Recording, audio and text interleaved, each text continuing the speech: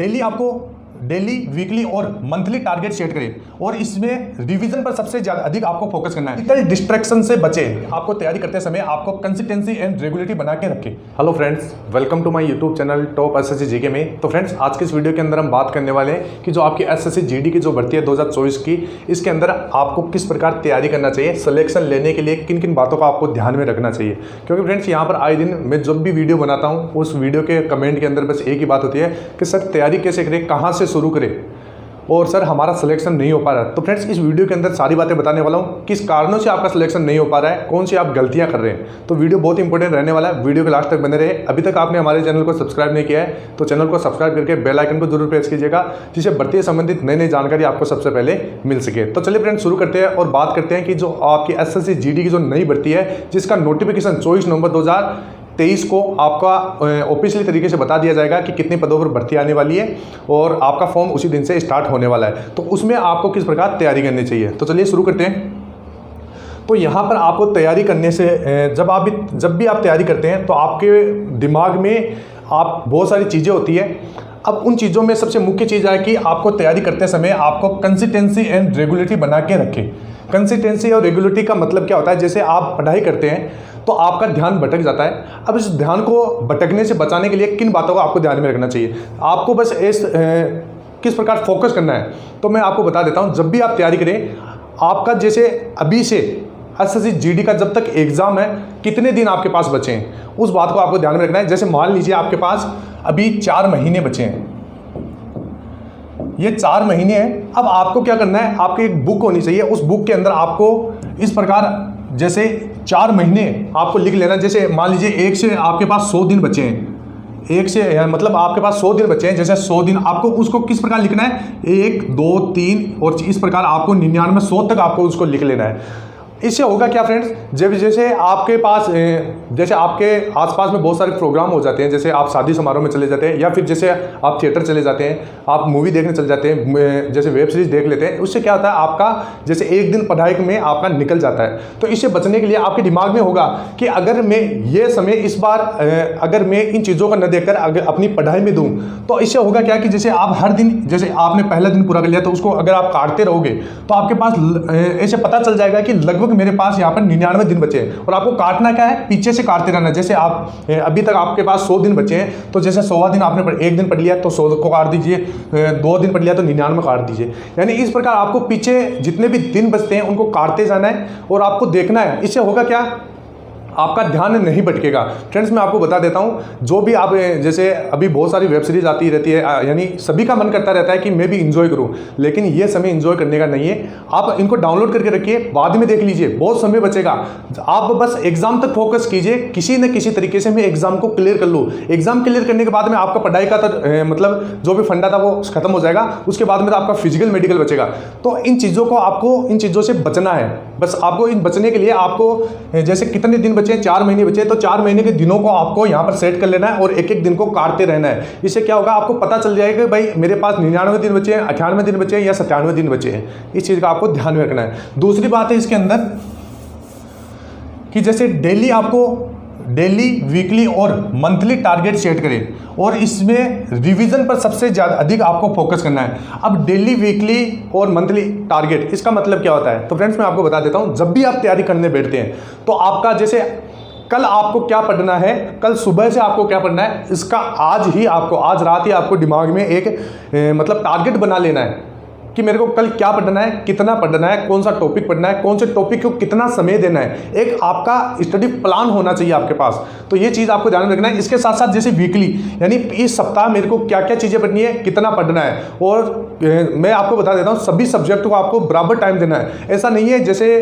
आप जैसे यहाँ पर है कि मैथ है, अब मैथ को आपने लगातार 3 दिन तक आप मैथ ही पढ़ रहे हैं, तो ऐसी गलती बिल्कुल भी नहीं करना है। प्रत्येक दिन आपको जैसे 4 सब्जेक्ट आपका मैथ, रीजनिंग, जीके जीएस और आपका हिंदी और इंग्लिश, तो इनके अंदर से आपको प्रत्येक दिन आपको समय बांट लेना है कि भाई इतना घंटा मेरे को मैथ पढ़ना है, इतना घंटा रीजनिंग पढ़ना है, इतना जीके जीएस और इतना आपको हिंदी और इंग्लिश में ध्यान देना है।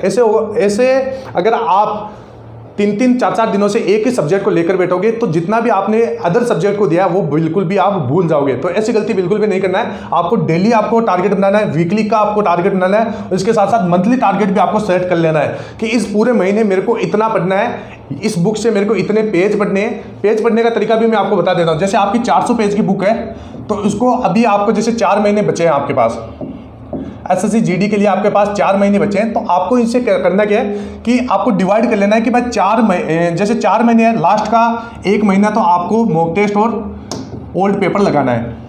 इस चीज़ का आपको ध्यान रखना है।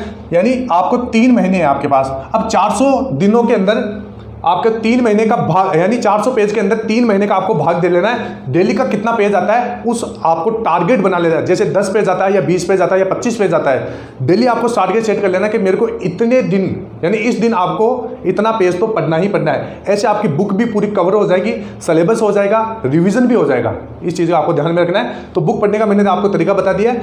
और इसके साथ साथ जैसे आप जितना भी पढ़ते हो, एक दिन आपका सेट कर लीजिए कि सप्ताह के मेरे को, जैसे संडे है, संडे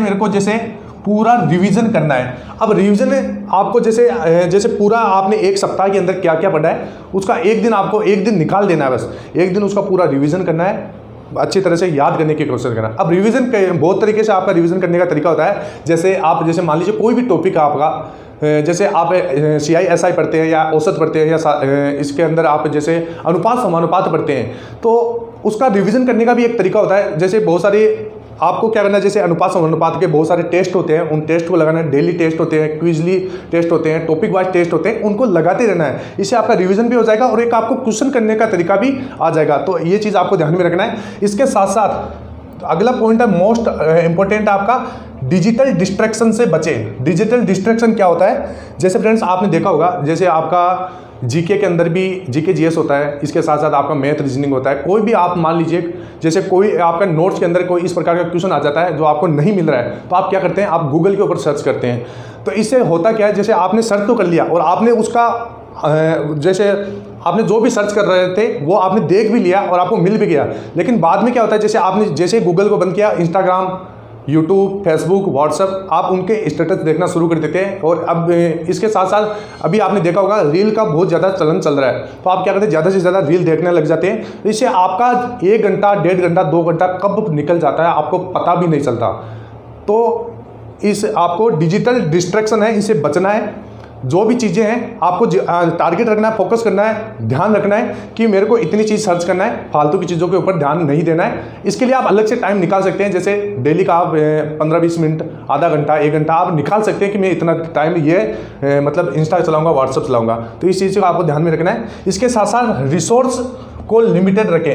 रिसोर्स को लिमिटेड का मतलब होता है फ्रेंड्स, मैं आपको बता देता हूँ। जैसे आपके नोट्स है, अब नोट्स आपको इस प्रकार के लेना है कि आपका एसएससी जीडी का पूरा सिलेबस अच्छी तरीके से कवर हो जाए। अब बहुत सारे कैंडिडेट करते क्या है, बहुत बड़ी बड़ी किताबें ले आते हैं, नोट्स ले आते हैं, या फिर ऑनलाइन वीडियो भी देखते रहते हैं। इससे होता क्या, उनका सिलेबस पूरा नहीं हो पाता और फालतू की चीज़ें पढ़ते रहते हैं। फ्रेंड्स मैं आपको बता देता हूँ, ये 10th लेवल की जॉब है। इसके अंदर आपको एसएससी जीडी के अंदर आपको इतना ज़्यादा पढ़ने की ज़रूरत नहीं है। बहुत सारे कैंडिडेट क्या करते हैं, सीजीएल लेवल का पढ़ लेते हैं सीजीएल लेवल का। इससे होता क्या है, उनका टाइम खराब हो जाता है और अच्छे से वो रिवीजन भी नहीं कर पाते हैं, मॉक नहीं लगा पाते हैं। तो इस चीज़ का आपको ध्यान में रखना है। जितना आपको चाहिए उतना ही पढ़ना है, ज़्यादा फालतू की चीज़ों पे आपको ध्यान नहीं देना है। इसके साथ साथ फ्रेंड्स मॉक टेस्ट रेगुलर दे, डिटेल एनालिसिस करें और डिफरेंट सब्जेक्ट में होने वाली गलतियों के पैटर्न को पहचानें और उसमें इम्प्रूवमेंट करें। सबसे मोस्ट चीज़ आपका मॉक टेस्ट लगाना है। इसके साथ साथ ओल्ड पेपर के ऊपर आपको ध्यान देना है। यानी जैसे आपके एसएससी जीडी 2022 के अंदर किस प्रकार के क्वेश्चन ज़्यादा पूछे जा रहे हैं, नए क्वेश्चनों को देखना है, इनकी ज़्यादा से ज़्यादा प्रैक्टिस करना है। और जब भी आप मॉक टेस्ट और ओल्ड पेपर लगाते हैं, डिटेल एनालिसिस करना है और उसमें देखना है कि जैसे कौन से क्वेश्चन में आपको ज़्यादा समय लग रहा है और कौन सा क्वेश्चन गलत हो रहा है, कौन सा क्वेश्चन नया है और कहाँ पर क्या गलती आ रही है, क्यों हो रही है, उनको पहचानने की कोशिश करना है। इससे क्या होगा, आप मॉक लगाने से आपका होता क्या है, एक तो आपका जो भी अंदर से एग्जाम में बैठने का डर है वो खत्म हो जाता है, और इसके साथ साथ किस प्रकार के क्वेश्चन पूछे जाते हैं एग्जाम में वो आपको पता चल जाता है। तो ये चीज़ आपको ध्यान में रखना है। इसके साथ साथ डिफरेंट सब्जेक्ट में होने वाले गलतियों को, पैटर्न को समझे, पहचाने। यानी जैसे आपका रीजनिंग है, तो रीजनिंग में जैसे नए टाइप के क्वेश्चन पूछे जाते हैं बहुत सारे, उन नए टाइप के क्वेश्चनों को ज़्यादा से ज़्यादा प्रैक्टिस करें, ज़्यादा से ज़्यादा अपने से निकालने की कोशिश करें। ऐसे निकालने से आपका प्रैक्टिस और भी ज़्यादा बेहतर हो जाएगा, और आप उस क्वेश्चन को मतलब सोल्व करना आपके लिए और भी ज़्यादा आसान हो जाएगा। तो इस चीज़ का आपको ध्यान में रखना है। इसके साथ साथ लेटेस्ट प्रीवियस ईयर क्वेश्चन को जितनी बार पॉसिबल हो उतनी बार प्रैक्टिस करें। यानी लेटेस्ट प्रीवियस ईयर क्वेश्चन, यानी जैसे एसएससी जीडी 2022 में जितना भी आपका क्वेश्चन आया है, जैसे मैथ का है, रीजनिंग का है, जीके जीएस है, हिंदी इंग्लिश है, उनको अपने से ज़्यादा प्रैक्टिस करना है, ज़्यादा से ज़्यादा उनका डिटेल सॉल्यूशन देखते रहना है। क्योंकि डिटेल सॉल्यूशन देखने से भी कई बार आपको जैसे सॉल्यूशन में से भी बहुत सारे क्वेश्चन पूछे जाते हैं। तो इस चीज़ का आपको ध्यान में रखना है, यानी लेटेस्ट प्रीवियस ईयर क्वेश्चन को ज़्यादा से ज़्यादा आपको प्रैक्टिस करना है। इसके साथ साथ इंपॉर्टेंट कॉन्सेप्ट का मल्टीपल रिवीजन करें, और कैलकुलेशन पर भी विशेष ध्यान दें। कैलकुलेशन पर विशेष ध्यान देने का मैं आपको बता देता हूँ। कैलकुलेशन आपको क्वेश्चन आता है, पर आप क्या करते हैं, जैसे मॉक लगाते हैं या फिर ओल्ड पेपर लगाते हैं, तो उसमें क्या करते हैं, आपको क्वेश्चन तो आता है लेकिन आप कैलकुलेटर लेकर बैठ जाते हैं, और जो भी कैलकुलेशन होती है वो कैलकुलेटर से कर लेते हैं। इससे आपका कैलकुलेशन बहुत वीक हो जाता है। तो इस चीज़ का आपको ध्यान में रखना है। मतलब जब भी आप कैलकुलेशन करें तो अपने से खुद लगा के देखिए। इसके साथ साथ डेली आपको जैसे 15 मिनट या फिर आप आधा घंटा भी मान सकते हैं, 30 मिनट मान सकते हैं, या फिर आप जितना समय दे सके उतना समय दीजिए कैलकुलेशन के ऊपर। कैलकुलेशन के ऊपर आपको किन किन चीज़ों का ध्यान देना है, जैसे 1 से 100 तक का आपको 1 से 30 तक का आपको रूट याद रहना चाहिए। इसके साथ साथ आपको 1 से 30 तक का टेबल, स्क्वायर, जितना भी होता है, अभाज्य संख्याएं, भाज्य संख्याएं, सारी आपकी याद होने चाहिए। इससे आपका क्या होगा, कैलकुलेशन बढ़ेगा, क्वेश्चन को आप जल्दी सोल्व कर पाओगे, समय बचेगा, ज़्यादा क्वेश्चनों की ओर बढ़ पाओगे।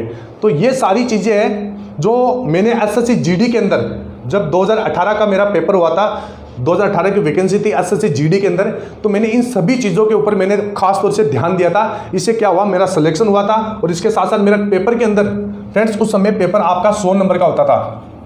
पेपर के अंदर 100 में से मेरा 91 नंबर बना था, और मैथ के अंदर मेरा 24 क्वेश्चन सही हुआ था, मतलब 25 में से 24 था। रीजनिंग के अंदर मेरा यहाँ पर 25 में से 25 था, हिंदी के अंदर 25 में से 25 था, और इसके साथ साथ मेरा जैसे क्या बच गया आपका जीके जीएस है, उसमें मेरा 17-18 क्वेश्चन सही था। और इसके बाद में मेरा नॉर्मलाइजेशन होके फाइनल स्कोर था 91। यानी बहुत सारे कैंडिडेट पूछते रहते हैं कि सर ये 88 स्कोर रहा है, तो फ्रेंड्स 88 के बाद में नॉर्मलाइजेशन भी हुआ था, इसके साथ मेरा स्कोर बढ़ गया था 91। तो ये स्कोर, इतना हाई स्कोर आप भी अचीव कर सकते हैं। आप अगर इन सारी बातों के ऊपर अगर आप ध्यान दोगे तो आपका भी स्कोर बढ़ जाएगा, आपका भी तैयारी करने में मन लग जाएगा। यहाँ पर फ्रेंड्स बहुत सारे कैंडिडेट की यहाँ पर तैयारी नहीं कर पाते हैं, यहाँ पर डिस्ट्रैक्शन बहुत सारा होता है। जैसे 2 दिन लगातार पढ़ते हैं, तीसरे दिन कुछ ना कुछ हो ही जाता है। तो फ्रेंड्स ये जो भी मैंने इस वीडियो के अंदर आपको बातें बताई है, उन बातों के ऊपर आपको फोकस करना है, बातों के ऊपर गौर करना है। तो फ्रेंड्स यही न्यूज़ मैं आपको देना चाहता था। आई होप वीडियो आपको अच्छा लगा होगा। इसके साथ साथ मैंने एक वीडियो बनाया था कि जैसे आपके कौन कौन से एसएससी जीडी के अंदर टॉपिक पूछे जाते हैं, वो टॉपिक का जितने कितने नंबर के टॉपिक पूछे जाते हैं, वो भी मैंने एक वीडियो बना दिया है। चैनल पर जाके देखिए, चैनल पर बहुत सारी अच्छी वीडियो है, आप उनको देखिए, आपको बहुत कुछ सीखने को मिलेगा। तो फ्रेंड्स फिर मिलते हैं नेक्स्ट वीडियो में, तब तक के लिए जय हिंद, जय भारत, वंदे मातरम।